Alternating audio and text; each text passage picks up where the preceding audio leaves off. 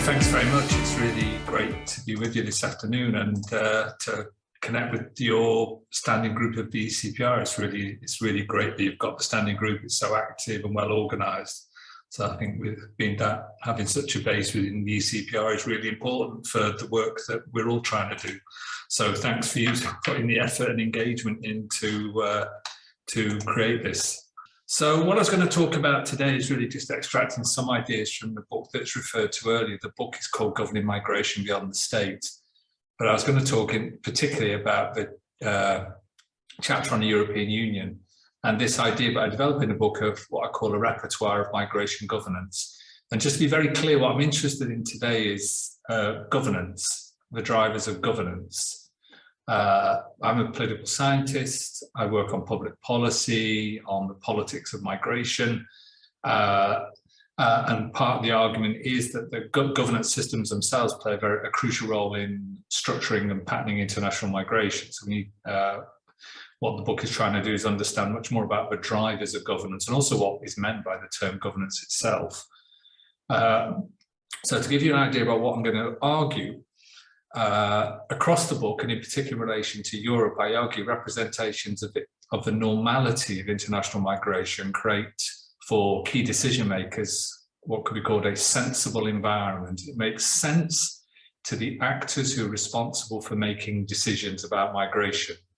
So in the context of Europe, that's a long-standing concern about large-scale and potentially uncontrollable flows. It can be dated back to the end of the Cold War at a European level and before then in individual European countries.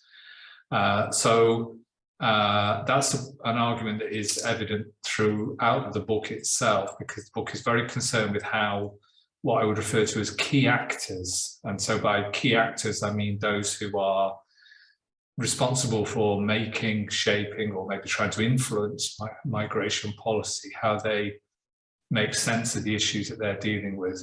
But as you'll see later, this is a theme you'll see throughout the talk, this idea about representations of the normality of international migration, creating this idea of a sensible environment. And the sensible environment is derived from the literature in organisational studies. The point of a sensible environment is it makes sense to the actors concerned. It is not necessarily accurate, but is plausible, provides a plausible representation that gives these actors the basis to proceed. And in Europe, as I say, long-standing concern about large-scale potential controllable flows. Representations of this normality then shape responses to crises.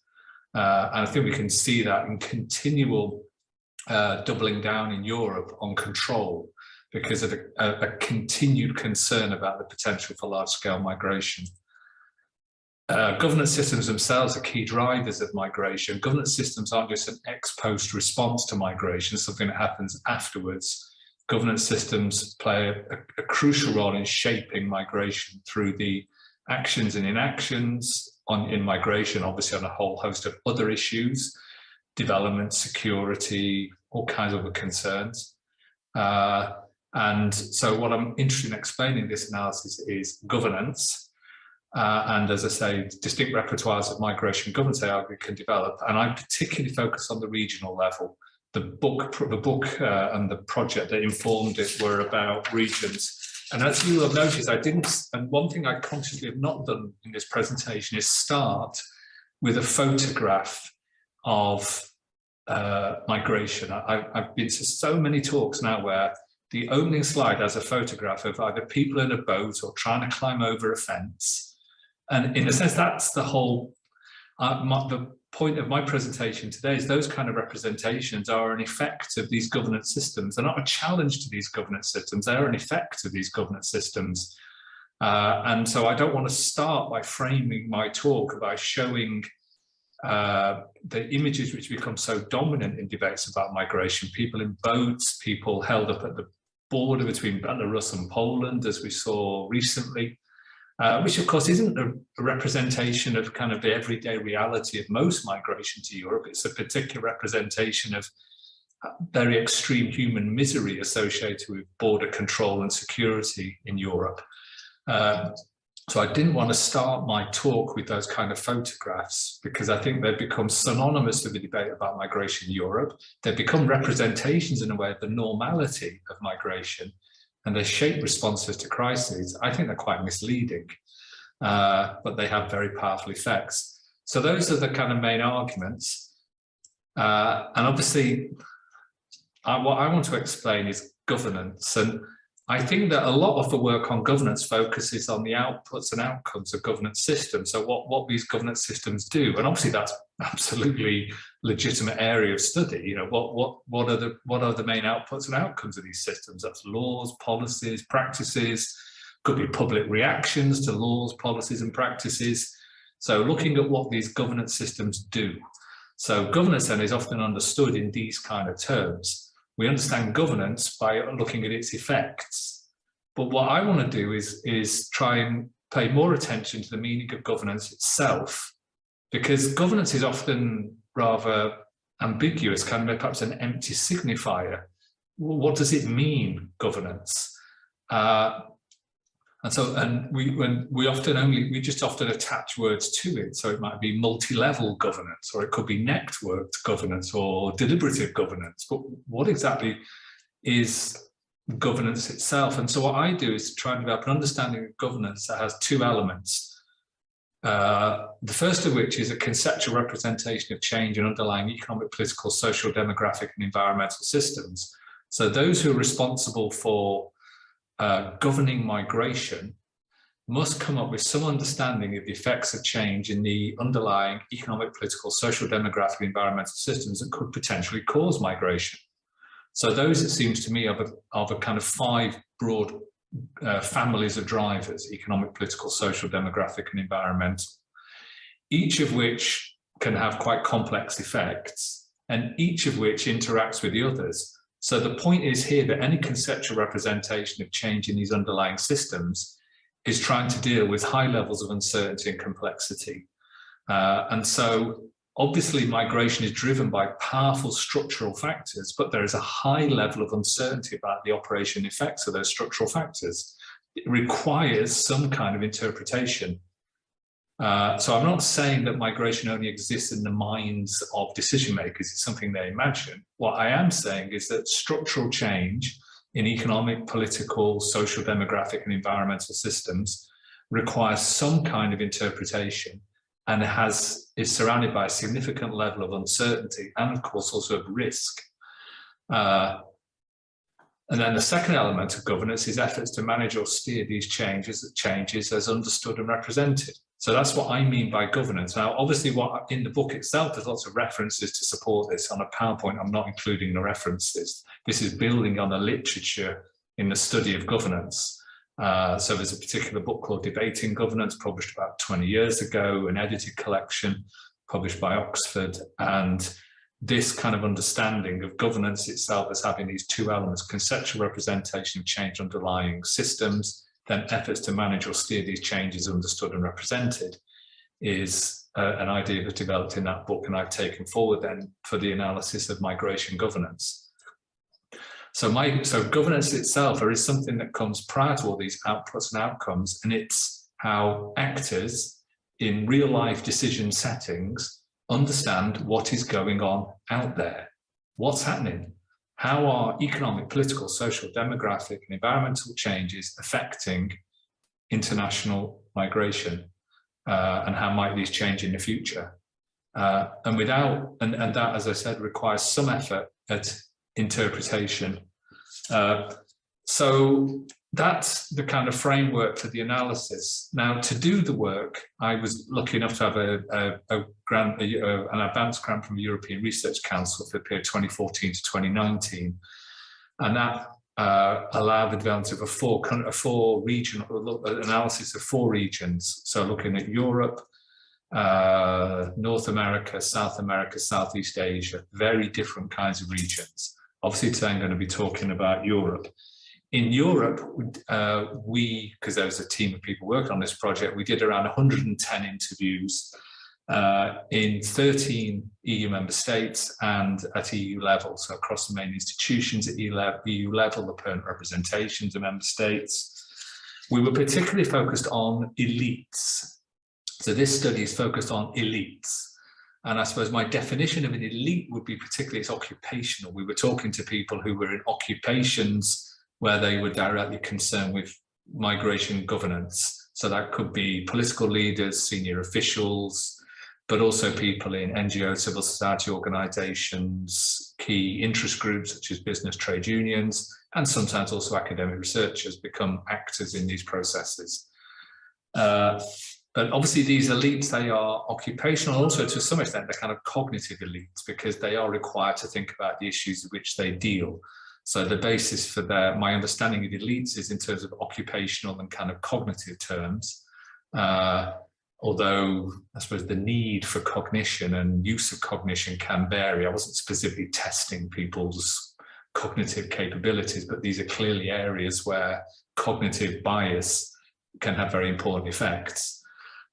So that's the framework that I try to develop to analyze governance. And so really trying to move beyond this kind of rather, frequent references to governance, but without actually saying what is meant by the term, or defining it only in terms of the outputs and say, well, that's governance because that's what the system does. But how is the system constituted? And so this, building on literature on governance and bringing it into the study of migration, I try and specify how that might work. And of course, there are powerful feedback relationships as well, because the outcomes and outputs and outcomes can then feed through to shape understandings and ideas about what the challenges are. So that's the kind of framework for the analysis of governance that I develop, which I'll explain a little bit more about how that works out in Europe. And so maybe to illustrate that, here's a kind of, I suppose, a typical photo of high-level international politics for elderly men, stood in front of the flags of the countries or organisations they're representing. On the left is the French ambassador to Turkey. Next to him is the former EU Commissioner for Migration. Next to him is the Turkish Interior Minister. Next to him is the German Interior Minister. And they met in Ankara in October 2019 to discuss irregular sea crossings from Turkey to Greece. So we're all familiar with this. I mean, 1,000 research projects have been launched by these events with the EU-Turkey and all the events associated with the so-called crisis after 2016. My interest is that they met because they were talking about an increase in irregular sea crossings from Turkey to Greece. And what they were concerned about was what might happen in the future. And so my interest was in how a representation of a possible future event, possible increases in sea crossings, was shaping actions based on understandings of what had happened in the past, or the recent past, what was going on at the time, and what might happen in the future. And as I say underneath that, so migration governance is necessarily occurring in the shadow of uncertainty, where facts, values, and beliefs elide. So a point I've already made about the significant uncertainty that's necessarily associated with the causes and effects of international migration. And it means that facts are always shaped by values and beliefs. I think I find it very difficult to think of any facts about migration that could not be contested.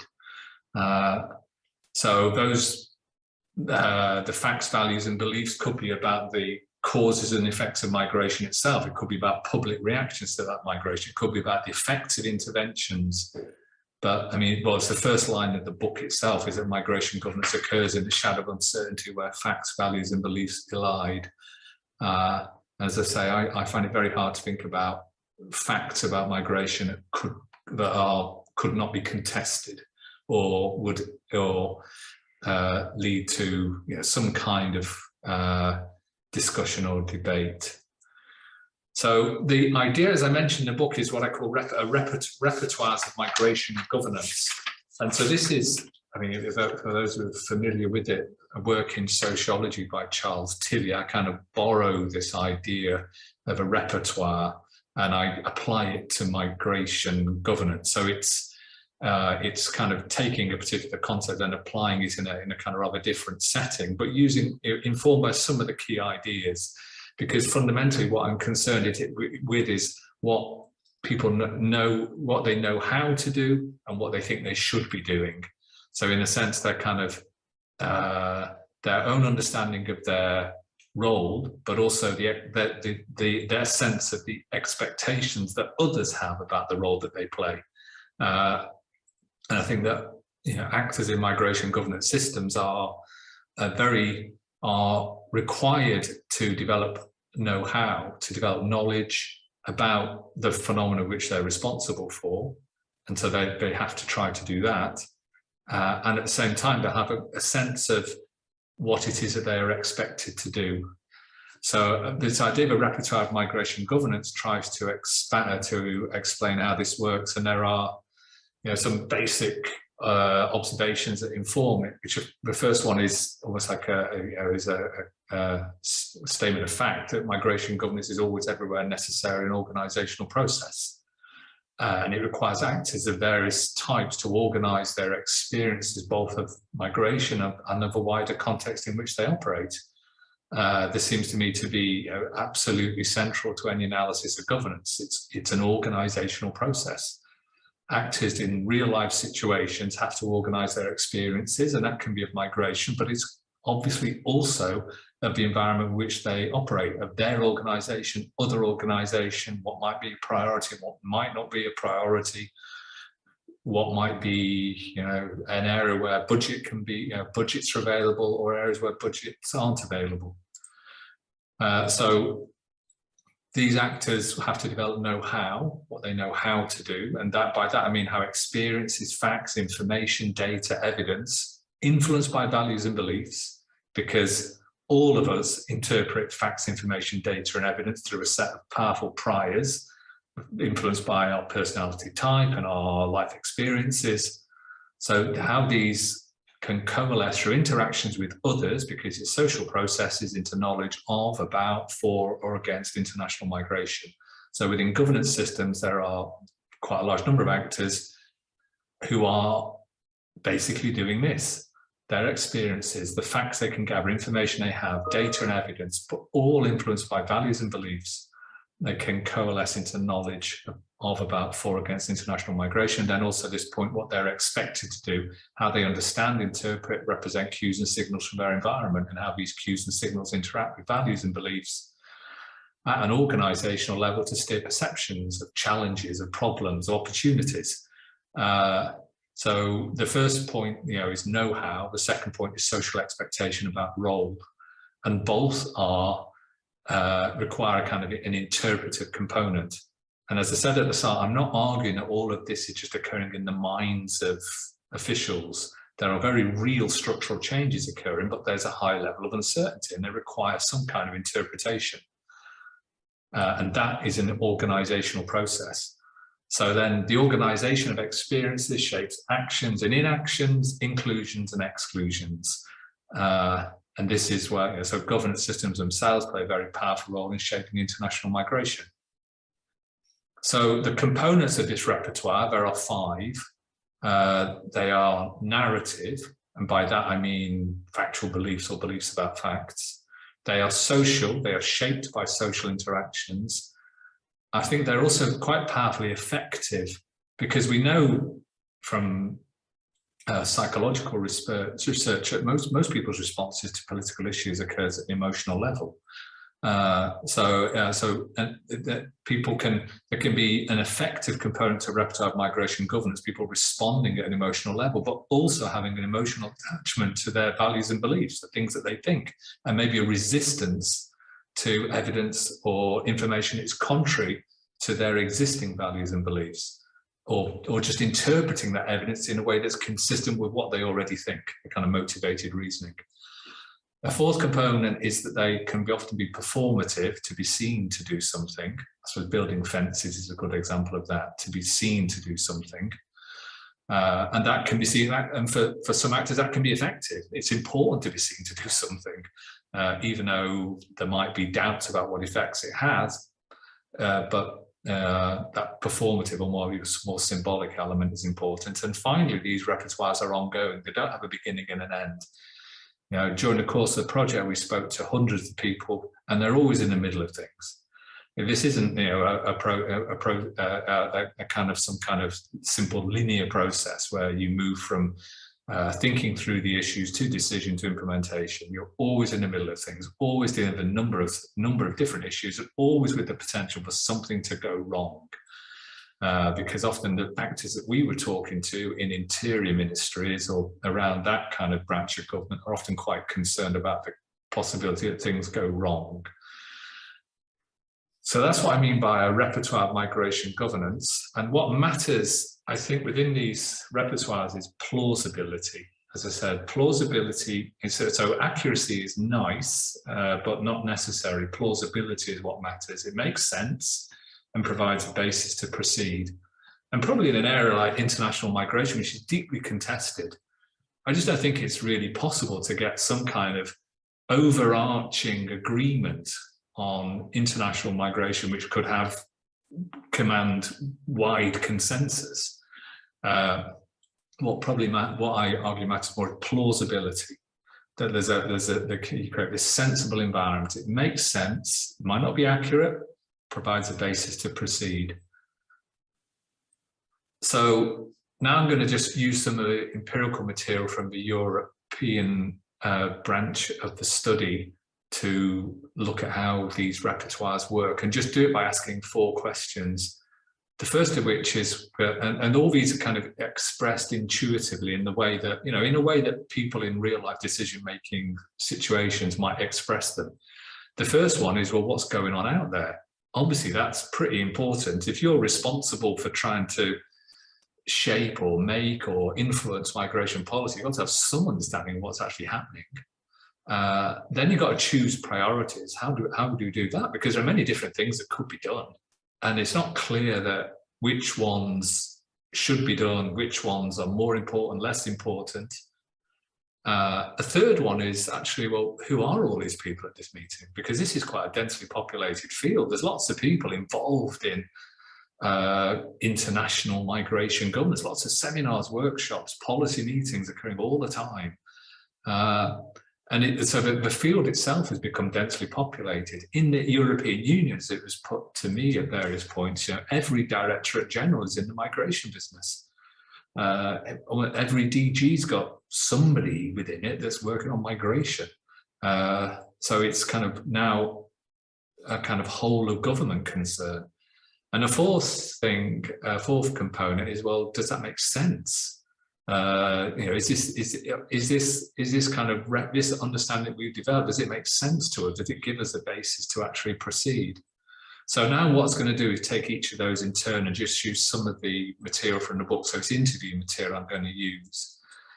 So first one is figuring out, and this was for an interview back in December 2014 with an official from an EU agency responsible for border security. You can probably guess which one I'm talking about. So this person says, well, yesterday at this meeting of the US and Commission, so an interview meeting between the US and the Europeans, they're repeatedly talking about, mentioning that this will be the new normal, 250 to 280,000 irregular migrants a year. That's basically what we have to count on in the foreseeable future. Nothing will change in this regard. I tend to agree, because as long as things are going away, they're going in Iraq, in North Africa, sub-Saharan African countries, Afghanistan, Iraq, what have you. I don't see an end, unfortunately, to that. Now, the point here, I think, is that this is quite this idea of a new normality is quite, so this maybe goes back to the point I made earlier about the kind of this perception of the underlying normality of this. I'm not sure it's particularly new, in my opinion, but it was a phrase that was used, and it's quite important because it's then picked up later in official Commission documents, a new normality. But it seems to be referring to something quite long-standing, this concern about large-scale and implicitly uncontrollable migration, which would be seen as posing as quite a significant political challenge. And this, I think, is an underlying understanding. And if you look at Commission documents, which I guess some of you will have done, often the underlying understanding of migration itself is quite apocalyptic. People move in desperation. People move because of poverty, conflict, oppression. And of course, some people are forced to move for those reasons, but then there are other motives for migration. But a lot of the Commission documents frame migration in these rather apocalyptic terms, as though it's a last chance, it's desperation, rather than something more normal. Another one is also just in terms of the way that people have to figure things out. This is from a European Commission official in November 2017. and said that acting with a fast pace, little time to learn from what is working, what is not working. No, you have to make decisions and you have to intervene in terms of reasons, of stepping up interventions and so on in a short time span. So from this point of view, it's a challenge because you don't have the time you would like to have in order to do certain things, have the time to properly evaluate. So also it's an area where decisions are made, in a sense, under stress, limits on time, information and resources. And as the research in social psychology would show, that might often mean that kind of particular kind of heuristics become, or decision-making biases become particularly influential. You might look back at previous experiences as a shortcut to try to enable you to interpret more recent events. And a fourth thing is maybe this, well, I think this quote is quite interesting from an official of the Austrian government. I think it was a he, I can't remember he or she. We see a problem coming. The experts tell us it's huge and it's cheaper to act earlier than to act later, but still as a society, I say we don't do that. I think there's a word for it, it's cognitive dissonance, which I thought was quite interesting. This person referred to cognitive dissonance, really the idea that you're trying to reconcile the irreconcilable, that you should be, there are things that could be done, there are interventions that could occur, but we don't do it. There's a kind of a dissonance here, a cognitive dissonance. And I think obviously that's in most policy areas, not just migration, this idea that you're having to try and reconcile perhaps competing or at times contradictory objectives. So that's this kind of issue of figuring out. I'm racing through them, but hopefully it makes sense. Obviously, the next one is choosing priorities. And I thought this is quite a long quote, but I think you might find it quite interesting, from a European Commission official in October 2017, who put it this way: an essential part of our work is to try to fill the narrative with policy in a way, because sometimes we get very fancy phrases which our political masters say here and there, because this is a catchy word where they can look good and look successful. Then we have to fill it with substance. It happens very often. For example, this emphasis on disrupting smuggler networks and trafficking, it came from the top, definitely as a catchphrase. Then we had to substantiate it with concrete action. There are even some proposals to go as far as developing a rational argument for declaring smuggling and trafficking, I think, as crimes against humanity. After substantive analysis by lawyers, by diplomats, expert level, it became evident that this is a no-go. We had to think of other specific actions in order to justify the narrative about disrupting smuggler networks. But I think this is quite interesting, choosing priorities, in a sense, filling the narrative with policy. A narrative that is established, that the key thing is to disrupt the business model of smugglers, all these things we've become used to, and then for the policymakers having to somehow fill that narrative. So what is it that we do? And perhaps related to this is a different official interviewed at the same time, so October 2017. As we have to kind of anonymize, if you're interested in this, making sure we kind of anonymize this was important as well. So being quite general in how we refer to people. So if I say we need to focus more on investing in root causes as a start, to provide alternative livelihoods, build socioeconomic infrastructure, it's going to take forever. All the heads of state and government sitting over there for 4-year term, they're not interested in what will probably be in the long run. Instead, then, what we will do is that we will give them something on stepping up the training of officials, allowing Libyan Coast Guard turnaround ships in Libyan territorial water. It'll have a direct effect, which is very, very communicable and a good deliverable for the public for the next European Council. Sometimes the long-term solutions that you would think personally and professionally would be the right way to go about it will not fly politically. That's not only related to migration, that's basically everything we do. So again, this kind of a short-term choosing priorities, maybe a sense that longer term interventions might work, but shorter term interventions have a very powerful political logic underpinning them. And it's actually more intense because it's not that all the heads of states and governments have a 4-year term. These don't coincide. There are always elections in the European Union, and migration may be a salient concern in it. It could be having political effects. So, so at the moment, it's a very hot political issue, and there are presidential elections in France coming up. But there are always elections in the European Union. So who are all these people at this meeting? This is a quote referring to a cooperation with the EU in the Horn of Africa, which began with a cooperation with Egypt and then became a more regional focused consultation process known as the Khartoum process. So this was a European Commission official back in December 2015 telling us about how the European Union sought to kind of increase the level of participation in initiatives. So bringing in the Egyptians, but then saying to the Egyptians, listen, why don't we actually use the same venue and occasion?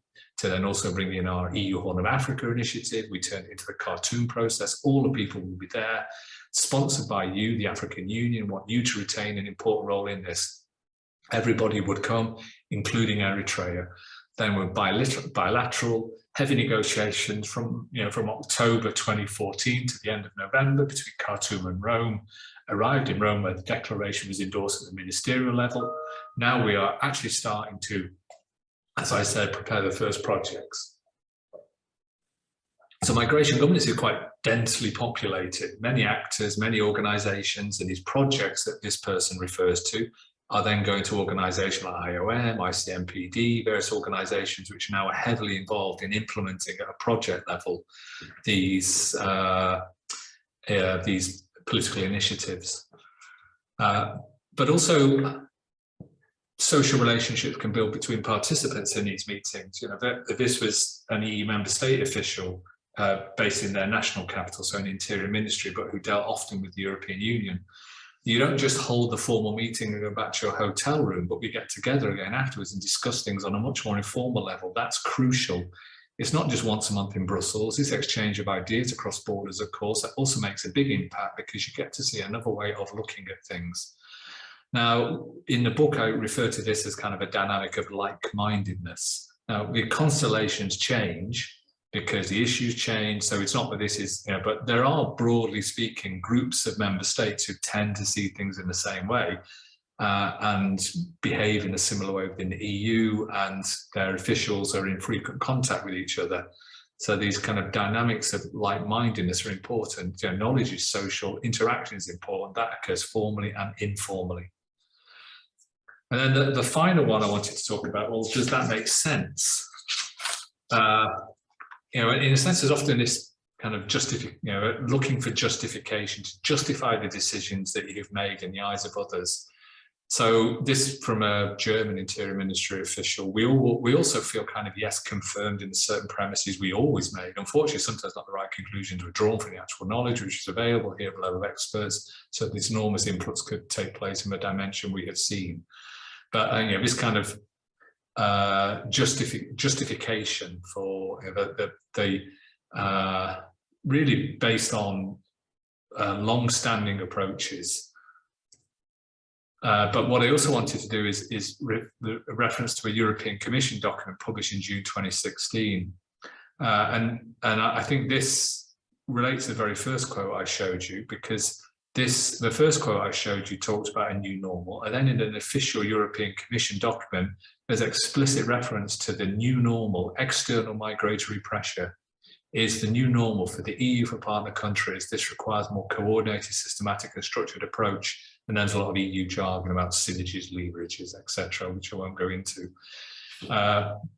But the point I wanted to make here is that, in terms of this plausible environment, does this make sense? Well, I think here it's based on underlying concern about large-scale, potentially uncontrollable migration flows, and that's in a sense seen as the normality of migration, referred to here as the new normal, but I would argue it dates back to the end of the Cold War at a European level and has been the key driver of EU cooperation on migration and asylum since 1989. So to sum up, as I said, migration governance is always everywhere necessarily centered on organizations developing an understanding of what's going on out there, so what's happening, and always in the shadow of considerable uncertainty, and then deciding what to do next. So these subsequent representations, I've argued, become embedded in repertoires that are narrative, social, affective, performative, and ongoing. And in Europe, the perceived normality of migration creates a sensible environment that structures responses, and that environment is based on particular understandings of the causes and effects of migration that focus on the potential for large-scale and uncontrollable flows, which could be politically problematic for European governance. So this is where the photo comes in. This is in effect not a cause of European EU migration governance. So rather than start a presentation by showing a photo like this and saying, well, so what is the EU doing? This is effectively where you end up in a situation where the concern is about large-scale and potentially uncontrollable flows and a continual doubling down on an ever tougher border regime designed particularly, of course, to prevent migration flows from the Middle East and from Africa. So this, there's a strong kind of securitization dynamic, but clearly also a dynamic of racialization as well, because of the way in which flows are targeted very specifically at certain, or what are referred to as migrant routes. So that's it. I'll leave it there. That's the book. If you're interested, if you can get through your library, you can get it through Oxford University Press Scholarship online, or if you, it's only in hardback, unfortunately. But if you're interested, there's looking at other regions and also more generally at global migration governance as well. So thanks for your attention.